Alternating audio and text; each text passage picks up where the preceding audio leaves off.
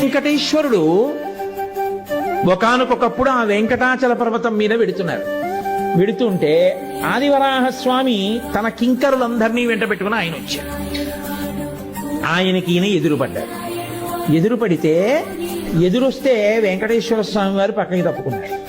ఆయన అన్నారు, ఈ కొండ నాది, ముందొచ్చిన వాడిని నేను.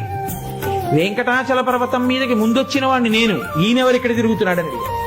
అంటే వెంకటేశ్వర స్వామి వారు ఆదివరాహస్వామికి ఎదురొచ్చి అన్నారు, కలియుగంలో ప్రజల్ని పాపం నుంచి ఉద్ధరించడం కోసమని నేనే, మీరు ఒక్కటైనటువంటి స్వరూపంలోంచి నేను ఇక్కడ ఆవిర్భవించాను. కాబట్టి కలియుగం అయిపోయేంత వరకు నేను ఇక్కడుండి భక్తులను ఉద్ధరించాలి. కాబట్టి నాకు ఏదైనా స్థలం ఇవ్వండి అన్నాడు.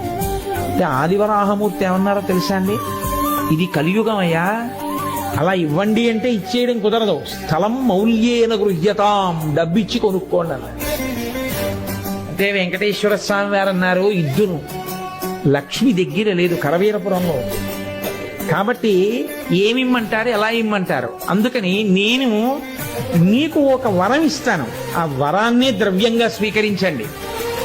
కలియుగంలో వెంకటేశ్వర స్వామి వారిని అందరూ నమ్ముకుని ఏడుకొండలవాడ వెంకటరమణ గోవిందా గోవిందా అంటూ నా చుట్టూ తిరిగినా, మొట్టమొదట ఎవడు వస్తూనే నా దగ్గరికి దర్శనానికి వస్తాడో వాడు దర్శనం చేసుకున్నా చేసుకోని వాడిగానే లెక్కలో తీసుకుంటాడు.